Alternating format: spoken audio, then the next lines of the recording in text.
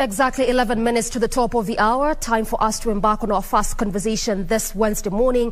Our focus being on clean energy. Jechoniah Kitala, who is the chairman, Clean Cooking Association of Kenya, will be helping us converse around this issue in the next 35 minutes or so. Karibu sana to the program, Chairman. Thank you, Doreen. Let's just start from the data and statistics that we have. A third of global population, which still uses what we call the solid biomass. This is, of course, we're talking about wood, charcoal, and when you come down to Kenya, talking about 80% of Kenya's population. Quite a significant percentage of our population that still heavily relies on this form of energy. Just talk to me about some of the negative impacts of this kind of energy before we go to what clean energy is. Yeah, thanks, Doreen.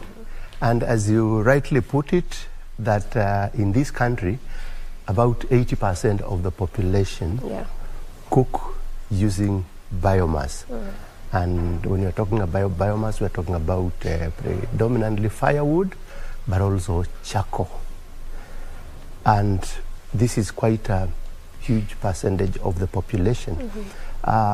Again, about almost 60% are using the three-stone fire, which is essentially the most traditional cooking technology that we have. And this has serious health and environmental effects that cooking with the traditional biomass exposes people, especially women and children who spend a lot of time in kitchens, to smoke, and smoke that contains particles that are harmful, that causes diseases like pneumonia and other upper respiratory diseases. So this is bad for health. It is bad for the environment because we are cutting trees. Very many trees are being cut for purposes of firewood, for purposes of burning charcoal. And this is not sustainable in this time when we are all concerned about environment change. And so the need to do something to manage the way we cook, help people shift from the traditional cooking technologies to cleaner cooking technologies that are safe for the environment, that are healthy, and that are good for our women and girls, so that we save the amount of time that they spend collecting firewood, and then also their exposure to smoke in the kitchen. Yes. Well explained, but let's just stick there to that health bit just for a moment. And yes, you have talked about pneumonia, and of course you understand that there are many other diseases that emanate from this.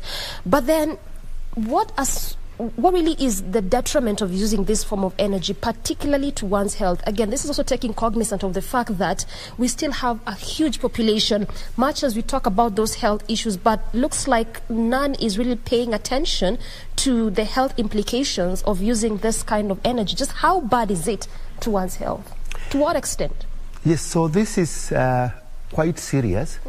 But unknown to many people, that exposure to smoke in the kitchen, because of the manner in which many people cook in enclosed spaces, that leads to the kind of diseases that we talked about, the upper respiratory tract infections, pneumonia, and even cancer. And actually the health experts say that somebody spending a day in the kitchen, typically the amount of time that women and girls spend cooking, the amount of smoke that they inhale is equivalent to smoking up to 12 packets of cigarettes. It's that bad. So if we know that smoking is bad, then exposure to smoke in the kitchen is equally bad, if not even worse. Yes, so this, and the statistics that we have is that every year about almost 22,000 people die of such smoke-related infections. Yes. All right. Yeah. Actually, I was coming to that, talking about those 22,000 people, which is actually compared to even the number of death that results to, accidents. This is actually 7 times or even 8 times more than that. Indeed. So even as you talked about that, is this what means by inside air pollution that results to this number of deaths, the over 22,000 plus?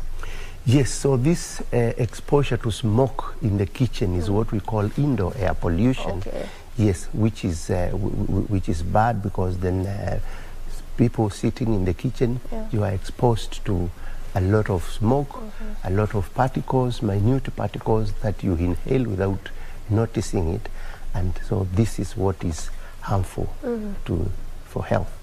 Yes. Well said. Now we'll come to the project that you're undertaking, but before we get to that, talk to me about the mandate of Clean Cooking Association of Kenya as the chairman.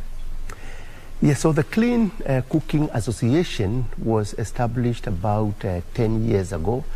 This is a business membership organization consisting of private sector, development organizations, and even some government agencies.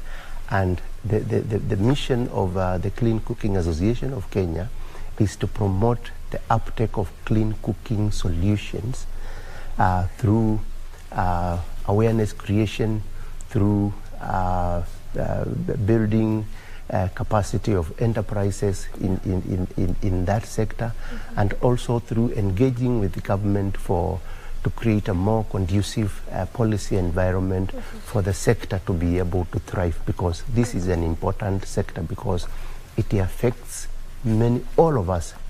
Yes. Yeah. What has been the progress so far since this association was formed, and how many areas have you been able to target thus far? Yeah, so looking back in the last 10 years, we've seen remarkable progress in the uptake of these clean cooking technologies,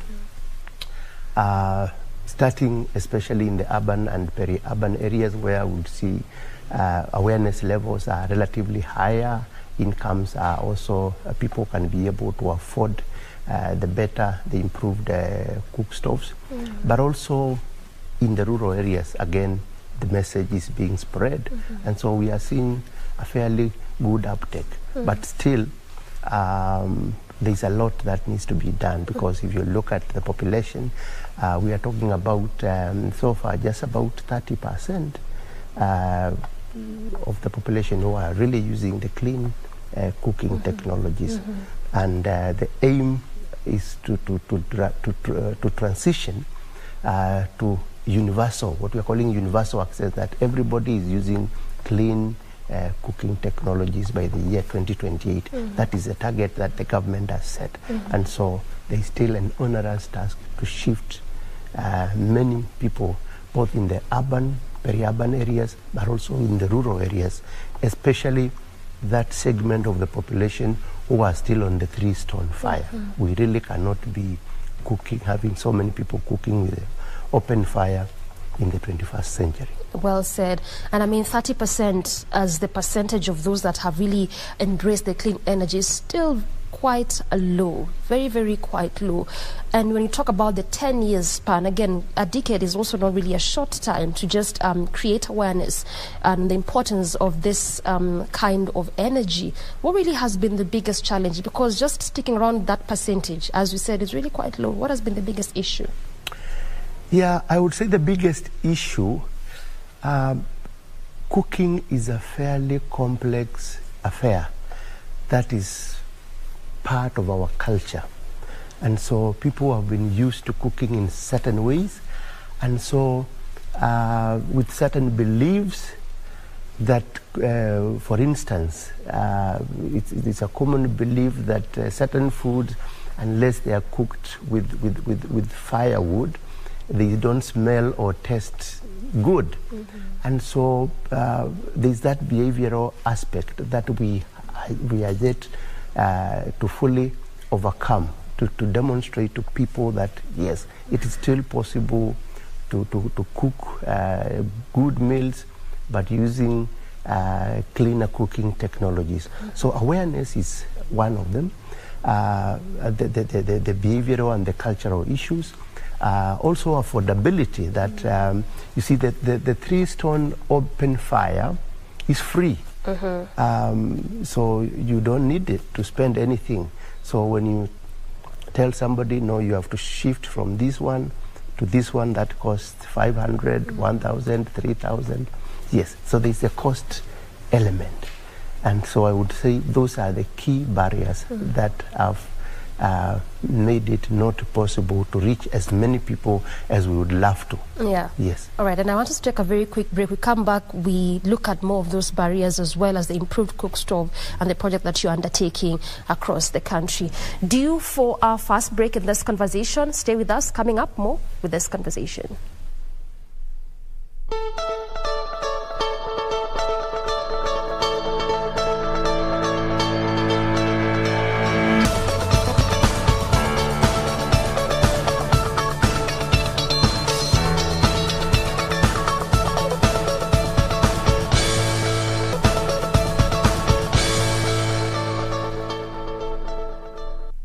Welcome back, and you're still on Good Morning Kenya. We appreciate your valued company. We continue apace with our conversation. Our focus still centered on clean energy, still holding court with my guest, that is Jechoniah Kitala, who is the chairman, Clean Cooking Association of Kenya, who is obviously helping us converse around this issue. Now, let's talk about that project, that you are on a project to promoting climate-friendly cooking. Give me the background of this project. So this project on climate-friendly cooking is a project of the Ministry of Energy, supported by 6-7 organizations. That is basically seeking to promote access to cleaner cooking solutions through developing the market for stoves in both urban and rural areas. So the project, as I said, is supported by the Ministry of Energy. We have GIZ as one of the participating organizations. We have another organization, Practical Action. We have Energy for Impact. We have Dedan Kimathi University. We have Strathmore University also being part of the project. We have the Green Belt Movement. Yes, so all these organizations have come together to complement each other in trying to get stoves out there where people need them most. Yes. You really have a consolidated move, people that are coming together as partners. But even on that issue of climate-friendly cooking, right now we are really reeling around the issues of climate change. It's one of the things that our president talked about in his first visit after his inauguration. One of those issues that the globe at large keeps talking about. Clearly affecting even the situation in our country when it comes to matters of food security. So then this issue of the kind of energy that we use, just in terms of how you extrapolate it, how bad has it really affected matters of climate change? To what extent? Yes, so as I said, the excessive use of firewood or wood for cooking, either in the form of firewood or charcoal, has implications on both climate and environment, because of course we know that we are already aware about the dangers and the adverse effects of climate change, and we know that unless the key role that trees play in providing a sustainable climate, and so we cannot be able to achieve our climate goals unless we are able to manage our use of fuel wood, and hence this improved cooking then becomes one of the key actions that the government and other stakeholders are prioritized in our climate change action plan. I hear you. Yes. So then talk to us about this improved cooked stores, which is one of those items that you will also, sort of like be giving to the people that you've mapped out or the areas you've mapped out. How do they work? How available are they going to be, and affordability? So the improved cook stoves, work fairly like any other stoves. Only that, one, they are efficient, and so because they are efficient, they are using less fuel. So to prepare a meal, you need less firewood or less charcoal. They also so let's just be less. clear. Allow me to bat it. Let's be clear. So you'll still be using the firewood and the charcoal, but in less amounts. Exactly. So this is what is happening. So this project, we are looking at people who are predominantly using firewood and charcoal. And we would like to transition them to cleaner cooking technologies. But of course, we know that it is not going to be possible to shift everybody to cook with the LPG, for example, or electricity. And so we have to begin with what we have, see how we can make some progressive improvement, and therefore, so that if a household is using 5 kilograms of firewood in a day, if we, or a tin of charcoal, if we can be able to cut that by half, then it means that the aggregate effect is that at the end of the year we have to cut fewer trees to meet our cooking need. So basically, that's why we are beginning with what people have and seeking to make improvements on the same technologies by giving them more cleaner, more efficient cook stoves. Yes. But then how available are they going to be? You've talked about the demographic, particularly in the peri-urban and the rural areas, of course, being the most that use the traditional forms, the three stones. But then how available are these improved cook stoves going to be, and just how much awareness is out there that actually they exist, even in the first place? Yes, so starting with availability, out there, the organizations that I have just talked about. These are the partners? Yes, the partners. Right. Many of them have supported to build a network of rural entrepreneurs, both men and women, people and who are either making these stoves or who are just trading, making sure that the stoves are available as close to the people as possible. So through that network, then we are able to ensure that the stoves are available for those people who need them. So I think there is quite some progress in that area. Also, us as an association, we have one of our corporate members called Improved Stoves Association, which is a group of artisanal stoves producers, and they are in many parts of this country, either making the stoves or ensuring that they are able to source them from areas where they are made and distributing them to the users as close to them as possible. So in terms of availability, yes, in many places, people will have these stoves in their local markets. In terms of awareness, again, that is exactly why these organizations have come together to use different forms of media to reach out to people, to talk about the need to transition from the three-stone open fire and other inefficient cooking technologies to cleaner stoves and fuels. Yes. And this is why you're also here. That's exactly why, yes, we are here passing the message across. Exactly. And also makes sense why you have really a raft of people, organization and members who are coming together as partners to just help you pass this message across at the end of the day. Also, talking about 1.6 million households, about 8 million Kenyans, how have you mapped out these areas? What informed how you've mapped or carved out the areas in which you'll begin the process? Yeah, so basically what the partners I have talked about have done, they have presence in different geographies in this country. And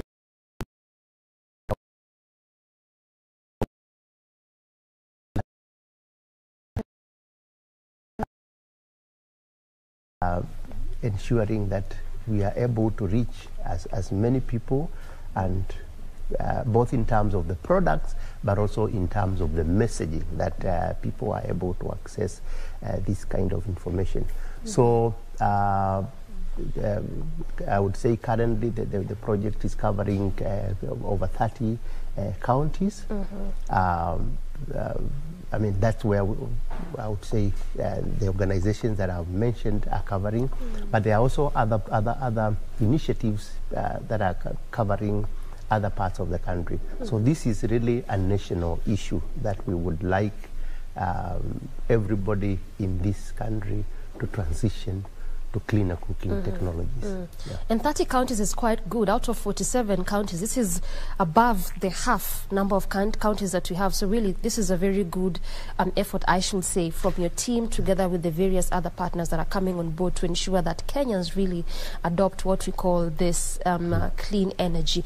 But then again, also with plans to expand bounds to reach other counties, what are the timelines for that? Because you're talking about making sure that as a whole country, reduce on this 80% of Kenyans who are still using these traditional forms of energy, which, as you rightly put, detrimental not just to our health, but also the environment. So Doreen, I would say in terms of our plans, our expansion plans, as I said, that this project is, we are developing the market, and you know Kenya has a vibrant private sector. And so as much as the project may not be covering all the 47 counties at one go, we are dealing with entrepreneurs, and they know how to smell opportunity, and they will go to all the corners of this country. In addition to that, as I said, there are other initiatives, especially government. So like one of the areas where this project is not covering is part of northern Kenya. And the government has another project in partnership with the World Bank that is looking at those, we call them underserved counties, because it's also realized that it's difficult for the private sector to penetrate some of those places because of distances, of cost, and the fact that the populations are also quite dispersed. And so government has measures, including even incentivizing the private sector to go to some of those places. But that is happening in a sister project that is also collaborating with our project. Which is the sister project? So it's called COSAP, it's Kenya Off-Grid Solar Access Project, as much as it sounds solar, but it also has a component of clean cooking. Yes. You really are so much in a bid to ensure there's a way which we adopt the clean energy. Yes, and ensure that we leave no one behind. Exactly. Yes. All right. Talk to us about the issue of cost. We are reeling with the high cost of living, particularly as a country. And so then one would think, am I really going to be purchasing the improved cook stoves? Or am I going to try and make sure that I actually put food on the table? So what is the cost? Yes, Doreen, indeed, that's a good question. This is a choice that households have to make. And as I said, with the predominance of the three-stone fire, which is free, then people have to make choices between this free technology and a technology that we are telling them is cleaner but is going to cost. And this is the essence of the behavior change and the awareness campaigns that we are doing, to talk about the holistic benefits of clean cooking. That yes, cooking with the open fire is free, but it has health impacts, and that you end up spending more money on health care. It also means that in some places, women and girls are spending up to 5 hours going to collect firewood.